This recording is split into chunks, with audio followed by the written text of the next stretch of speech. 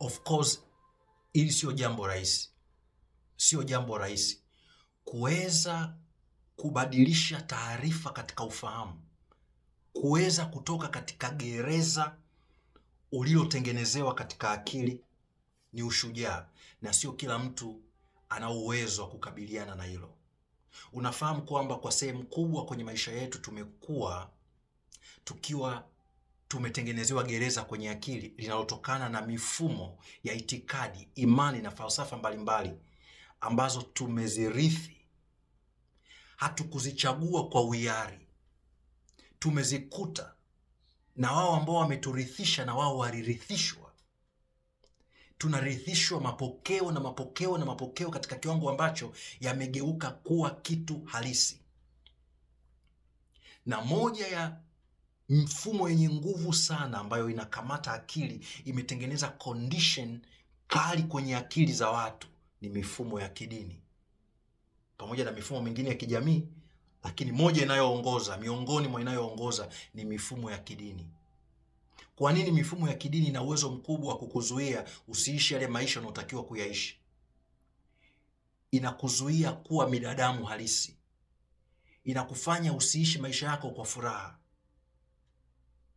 na zaidi sana inakutengeneza utembee katika hatia na hukumu. Kwa nini? Kwa sababu ile mifumo ya kidini imeunganika na hisia. Mifumo ya kidini imeunganika na hisia, na jambo lolote, fikra yoyote, mtazamo wowote, imani yoyote, ukiichanganya na hisia na imani, moja kwa moja inaenda kwenye akili yako ya ndani, akili yako iliyofichika.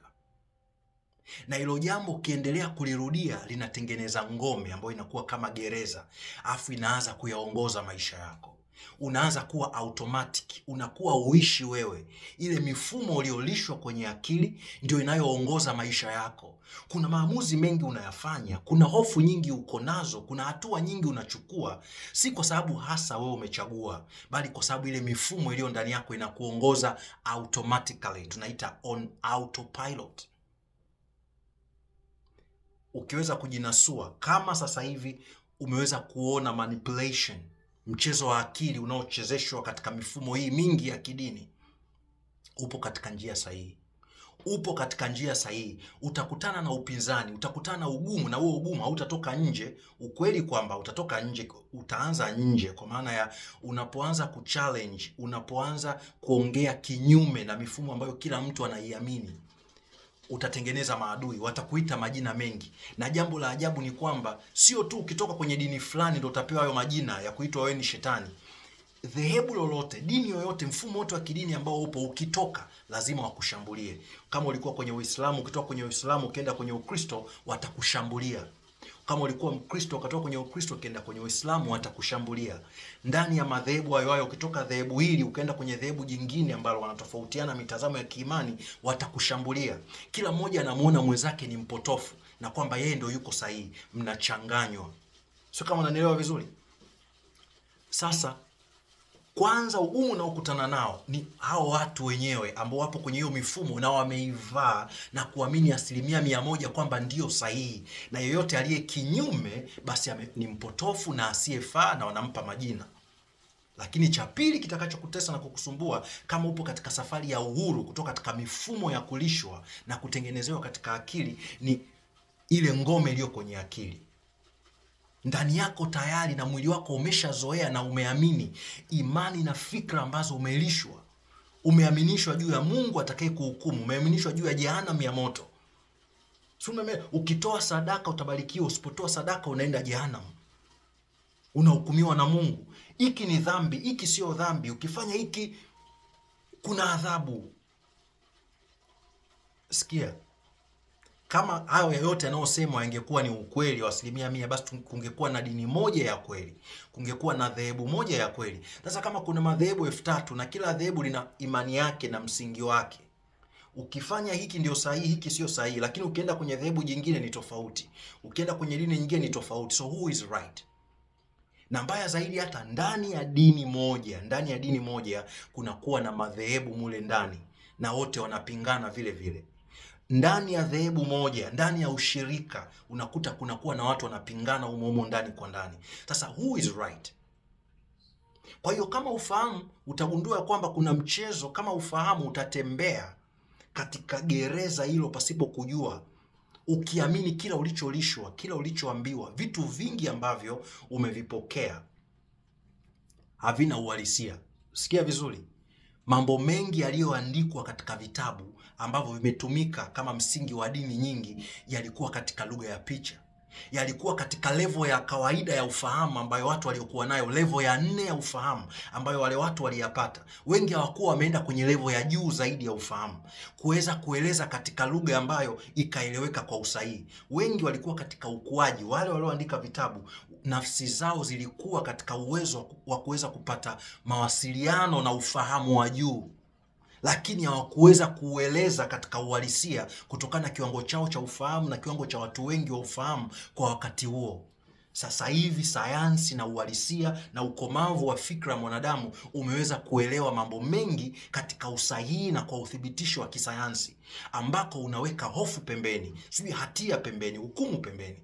Ukiwa kwenye mifumo ya kidini, inakujaza hofu, inakujaza hatia, inakujaza hukumu. Mkiwa mule ndani, mnatembea na unafiki. Kwanza kila mmoja anajionyesha yeye ndio yuko sahihi, yeye ndiye mwamba, kunyosheana vidole, kuhukumiana, kushindana, mashindano ya chini kwa chini, nani yuko bora, nani sio bora.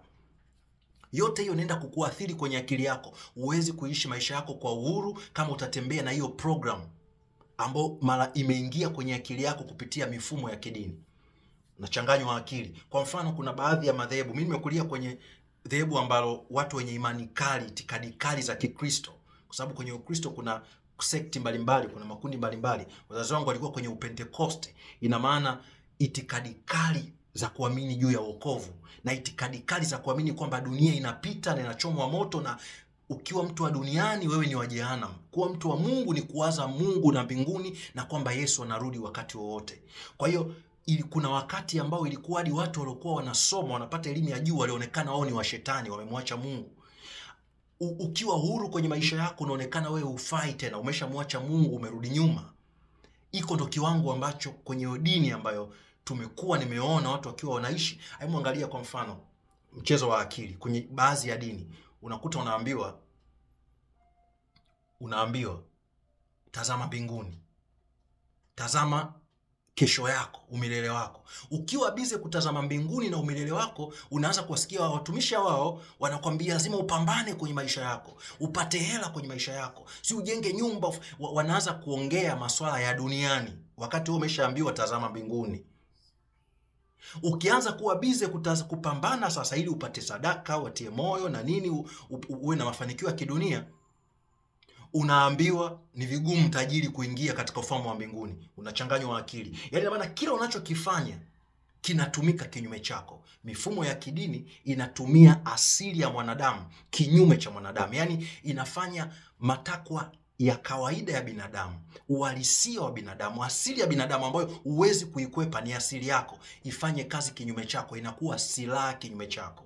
Ndio maana inakamata watu katika hukumu. Kwa nini? Kwa sababu ukimbana mwanadamu katika mambo ya asili utamkamata tu, kwa sababu kila mwanadamu anataka kufanikiwa. Hiyo ni asili, anataka kukua, anataka kuongezeka, anataka kuwa huru. Sasa ukimbana katika hayo, kwamba ukianza kupambana si kuwa huru, kupata mafanikio, kuna hatari ya kukosa mbingu, tayari unamuweza. Ukianza kumbana kwenye masuala ya matamanio ya mwili, kwa bali ya ngono, tendo la ndoa ama kufanya zinaa, utamweza. Tamaa ni mbaya, utamweza, kwa sababu tamaa ya ngono ni jambo la asili.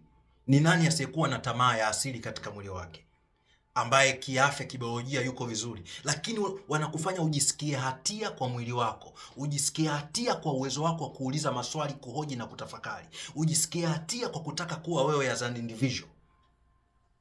Na ndio maana huwezi kuwa huru kama utakuwa ndani ya mifumo ya kidini. Na imaanishi usiwe mtu wa dini completely au uondoke kwenye dini. Bado unaweza kaa kwenye dini yako, lakini kifikra ukatambua ya kwamba dini ni kifaa ambacho unaweza ukakitumia kwa manufaa yako, kwa kuchukua baadhi ya mambo mazuri ambayo yatakufaa na kuweka kando mambo ambayo yanaenda kutengeneza program ya kushindwa kwenye akili yako. kuna hofu nyingi ambazo watu wanatengenezewa kupitia mifumo ya kidini, ambazo hizo hofu zinaendelea kutawala maisha yao mpaka mwisho wa kuwepo kwao duniani. Nilimsikia miongoni mwa wachungaji, mchungaji mmoja anaongea, nisikia clip yake, anaongea, anawaambia washirika wake, anaongea na washirika hapo, ilikuwa ni muda wa kutoa sadaka, alafu anawaambia kuishi kwako ni Mungu, kuishi kwako ni Mungu. Sasa hakuna, ni nani ambaye hajui kwamba kuishi kwake ni Mungu? Alafu anaanza kuwatolea mifano, fulani alipata shida, sio akaanguka nyumbani kwake akafa, sio nani akafa. Yaani anawajaza watu hofu ili kutoa sadaka. Sio kama umeelewa. Mifumo ya kidini bila hofu haiwezi kufanya kazi, ina collapse. Bila hofu, bila kuwatengenezea watu hatia na aibu na hukumu, ina collapse, haiwezi kufanya kazi. Inakula hatia za watu, hofu za watu, aibu ambazo watu wako nazo. Mchungaji mwingine nilimsikia anasema, ukitenda dhambi Mungu hawezi kukusamehe kama utatubia chumbani kwako, lazima uje madhabahuni utubu hiyo dhambi. Na kwao dhambi ni uzinzi tu, nyingine zote sio dhambi. Ukiwa na kiburi sio dhambi, ukiwa mtu mwenye wivu sio dhambi, ukiwa na tamaa sio dhambi. Ama kama ni dhambi, dhambi ndogo, lakini kuna dhambi nyingine, dhambi kubwa zaidi, kwa sababu kuna maandiko yanawasapoti hivyo. Na kwenye Biblia kila jambo unaolitaka kulitengenezea fundisho unao uwezo. Kila unachokitaka kuna andiko unaweza ukalitumia kutetea unachokitaka. Na ndio maana kuna madhehebu zaidi ya 40,000 na yote yanapingana. Kuna dini zaidi ya 3,000 kupitia the same book. Sikia mwanadamu, is your time to be free. Mifumo ya kidini ulioikuta haipaswi kuwa gereza lako.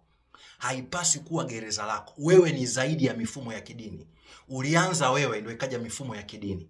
Usipoelewa hilo, utabaki kuwa mtumwa katika hilo gereza, lakini sio rahisi kulivunja hilo gereza. Unahitaji kuifanya safari ya uponyaji, uanze kubadilisha zile taarifa zilizo katika akili yako na katika mwili wako, ambazo zilikuwa zinakuzuia kuwa yule mtu unayetakiwa kuwa. Yaani mifumo mingi ya kidini, na hasa zile dini ambazo zina misimamo mikali, zinawafanya watu mpaka wajisikie hatia juu ya mafanikio yao.